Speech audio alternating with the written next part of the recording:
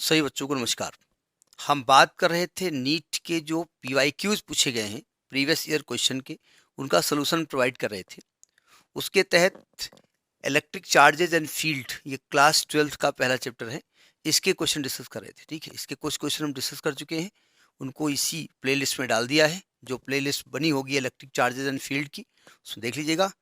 अब बेसिक खिदमत है। नेक्स्ट क्वेश्चन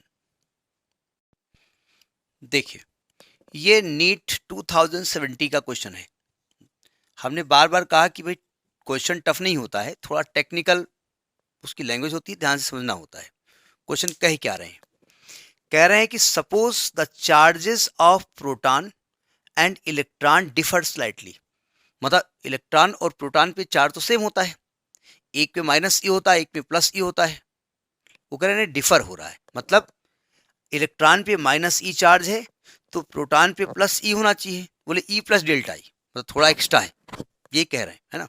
यानी अगर किसी के पास एक प्रोटॉन है और एक इलेक्ट्रॉन है तो नेट चार्ज हम जीरो लेते थे, क्योंकि proton negative positive charge, electron negative charge, net हम जीरो करते थे। वो कह रहे नहीं, थोड़ा डिफर है, प्रोटॉन पे ज्यादा है।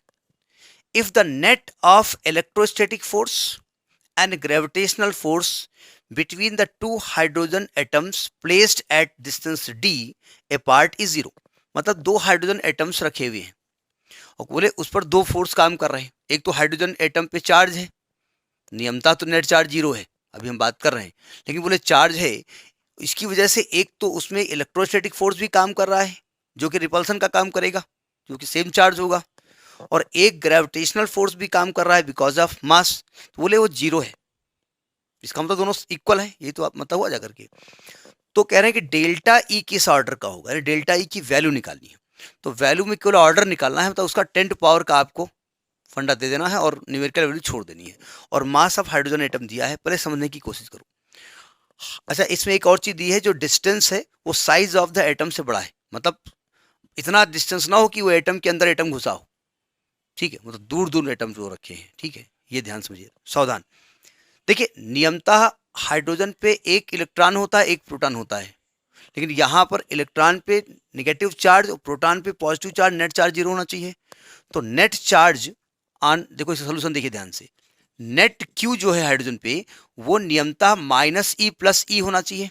भाई एटम पे जीरो होता है ना, एटम पे जितने प्रोटॉन होते हैं उतने इलेक्ट्रॉन होते हैं, जितना प्रोटॉन का चार्ज उतना ही इलेक्ट्रॉन का चार्ज। जीरो उन्होंने कहा नहीं, इलेक्ट्रॉन का माइनस ई और इसका ई प्लस डेल्टा ई। तो यानी कि प्रोटॉन पे एक्चुअली में हाइड्रोजन एटम पे डेल्टा ई पॉजिटिव चार्ज है। बात समझ नहीं आई? अब देखो, दो हाइड्रोजन एटम रखे हुए, हाइड्रोजन एटम का मास इसका MH और MH ये मास है, इनके बीच की कुछ दूरी है R है। ठीक है, इस पे चार्ज Q1 है, इस पे भी चार्ज Q1 है, दोनों पे पॉजिटिव चार्ज है, दोनों का मास सेम है। तो चार्ज की वजह से रिपेल कर रहे हैं, दूर जाने की कोशिश करेंगे, और मास की वजह से according to Newton's law attract करेंगे। तो ये कह रहे हैं कि इलेक्ट्रोस्टैटिक फोर्स और ग्रेविटेशनल फोर्स का जो नेट फोर्स है वो जीरो है, क्योंकि अपोजिट है ना, इसलिए माइनस किया गया है ना। यानी कि gravitational force is equal to, ये दोनों इक्वल हैं। बस हो गया काम खत्म, रखिए वैल्यू। इलेक्ट्रोस्टैटिक फोर्स क्या होगा? 1/4πε0। Q1 हो गया डेल्टा ई और Q2 भी हो गया delta E upon R² is equal to gravitational force क्या होगा? G, मास हो गया MH, मास हो गया MH, M1 M2 होता है ना, अपन R² कट गया। अब मैं इसको रब करना चाहता हूँ, रख देते हैं, वैल्यू रख देते हैं पहले। अब देखो ध्यान समझिएगा, इसकी वैल्यू क्या है? 9 इंटू 10⁹। डेल्टा ई निकालना है तो डेल्टा ई का स्क्वायर हो जाएगा। कैपिटल जी की वैल्यू आपने पढ़ी है, एक मिनट थोड़ा सा नीचे की चीज कवर कर ले। कैपिटल जी क्या होगा? 6.67 इंटू 10⁻11। मास ऑफ हाइड्रोजन कितना है? 1.67 इंटू 10⁻27 का स्क्वायर, है ना। यहां तक बात समझ में आ गई? अब मैं इसको रब करना चाहता हूं, रब करके उधर लिखूंगा। तो जब डेल्टा ई का स्क्वायर करोगे तो ये वैल्यू उधर चली जाएगी, ले जाओ। तो डेल्टा ई का स्क्वायर कितना हो जाएगा? उधर ऑलरेडी क्या लिखा है? 6.67 इंटू 10⁻11 लिखा है, इंटू ये 1.67 दो बार आएगा, इंटू 10 पावर माइनस का 54 हो जाएगा, अपान 9 इंटू 10⁻9 हो जाएगा ना। और जब डेल्टा ई निकालोगे तो स्क्वायर रूट लग जाएगा। हमने कहा था जब भी ऐसे न्यूमेरिकल को सॉल्व करना हो तो आप क्या करते हैं, न्यूमेरिकल वैल्यू अलग कर देते हैं और 10 का जो डिजिट होती है वो अलग कर देते हैं। इसमें एक्चुअली में मॉइस्चर बहुत रहता है जाड़े में, तो ये चिपक जाती है ये इंक जो है। देखो ध्यान से, हम 6.67 इंटू 1.67 इंटू 1.67 अपान 9 को अलग किए दे रहे हैं। 10 पावर देखिएगा, माइनस का 11 ये होगा, माइनस का 54 ये होगा, माइनस का 9 ये होगा, है ना, सब माइनस हो जाएंगे ना। तो -21 और -11 और -9, माइनस का 20 और 54 में 20 प्लस करोगे तो 474 आएगा, है ना, कैलकुलेशन गड़बड़ ना हो।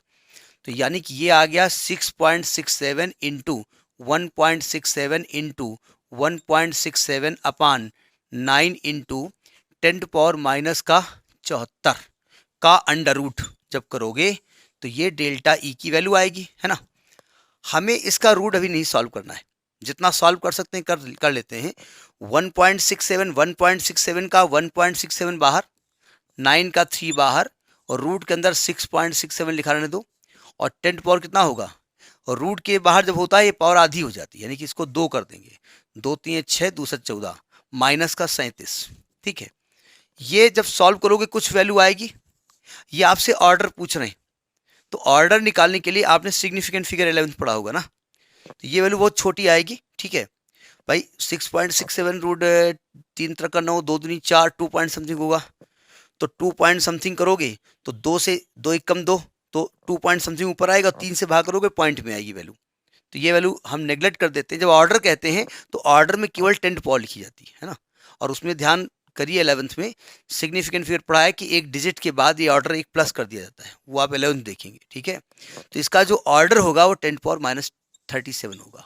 ये जो डेल्टा ई की वैल्यू वो 10⁻⁻37 के ऑर्डर की होगी, है ना। यही आपको 10⁻⁻37 कूलाम के ऑर्डर की होगी, यही आपको पूछ रहे थे।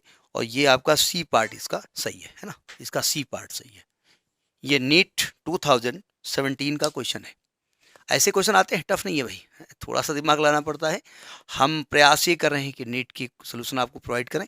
अगर आपको लग रहा है कि I am doing well and you are satisfied with my explanation tactics, then you can subscribe my channel, otherwise you visit it and you can move from my channel. Move मतलब मैं गुस्सा होकर नहीं कह रहा हूँ। नमस्कार, next in the next video.